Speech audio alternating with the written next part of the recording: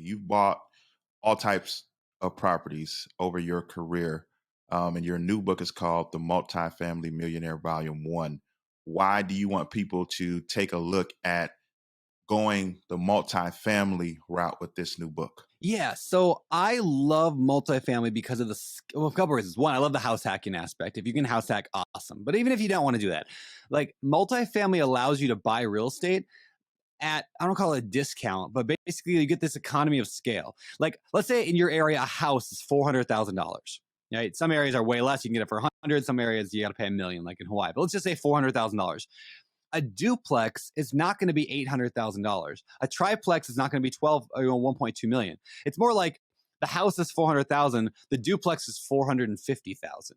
It's not that much more money in an area to buy the duplex. Maybe it's 500,000, but it's not double to double the amount of rent you're getting. It's not triple to get triple the amount of rent you're getting. So you can scale significantly faster. And I'm not saying everybody has to go and start buying like 100 unit. Like that's a terrible idea for most people. Like there's so many things you don't know. You don't know what you don't know. So trying to jump in and buying some huge thing, which is why we actually have the volume 1, which I wrote, and I heavily wrote volume 1. And then my partner, who's my business partner and my writing partner, Brian Murray, he actually wrote volume 2, most of it anyway. We kind of collaborated, but volume 2 is like how to buy the 100 unit. But for 99% of people out there, like right now that are new to real estate, volume 1 is just, it's like, here's how to buy that duplex or that fourplex or that 8 unit, something on the smaller side that most of us could handle if we saved up some money or brought in a partner who had some money that could pull it off. What is some of the, I guess, maybe general rules when it comes to evaluating a multifamily unit? We know that there are rules out there like the 1% rule. And you know what? Let me back up. By definition, just to be clear, what is a multifamily unit? So we dispel myths. Like some people you said might be jumping right to an apartment high-rise building downtown in their mind when you say multifamily. Yeah. So multifamily is really just anything where there's 2 or more families or 2 or more individual people can live. So I would not consider a house where you rent out the bedrooms. That's not really how multifamily. You can use it as a multifamily. You kind of hack it to be that way. But when I talk multifamily, I'm really talking 2 units and above. There's a ton of different types of multifamily. In fact, in the book, one of the chapters of the book is just all on the different types. There's the small multifamily. There's the I call them like monster houses, which was like a single family house at one point, and then they added on all these little sections and crappy remodeling and all that. And they turned it into like this Frankenstein monster. I'm not saying they're bad. I mean, I own some monster houses, but that's a type of multifamily. They were not meant to be a multifamily. They're meant to be single family. And there's like the high rises, there's the mid rises, there's low rises, there's garden apartments. There's all sorts of type. But yeah, the idea is it's multiple people are living there, multiple kitchens, multiple bathrooms, separate. And from there's a million types. Now, you mentioned that, as an example, you mentioned that a house could be 400, a multifamily could be 450. From our seat, do we approach financing the same way? Is it the same programs, or are there specific programs that only deal with multifamily? And what are some things we should be preparing ourselves or positioning ourselves in order to be able to qualify to do this type of investing? That's a great question. So when we're talking multifamily, we kind of divide the financing into 2 different departments. And literally, they're different departments at the bank. They're usually on the left side of the bank and the right side of the bank. If you walk into a normal bank branch, they actually like literally separate them a lot of times. And that is the residential side, they call it, and the commercial side.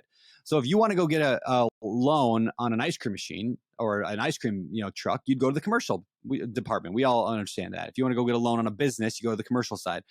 But also, if you want to buy a 5 unit or greater, so it's a 5 unit, 6 unit, 10 unit, 20 unit, you would go to the commercial side. So anything 5 units and greater is all considered commercial real estate.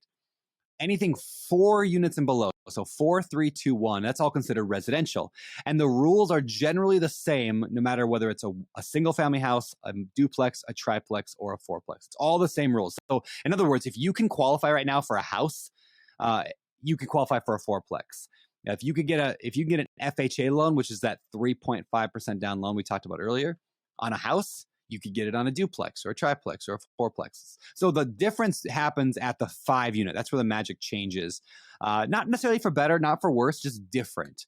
Usually higher down payments, usually higher um, rates and fees on the commercial side, but there's some other benefits there as well. Like you can have as many as you want, and they limit you on the residential side on how many you can have. So those are a few of the difference between residential and commercial. But honestly, I don't even, when we wrote volume 1 and volume 2, we had to come up with the question of like, how do we differentiate? Like, is what's small and what's large? And like I just mentioned a minute ago, technically by loan definition, 4 units is small or residential and 5 units is kind of large.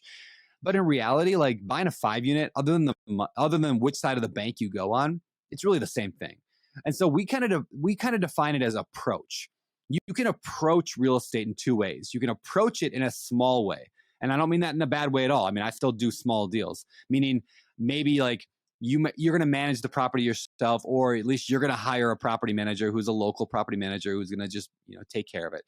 You're probably going to a local bank to finance it, or going to Wells Fargo or whatever.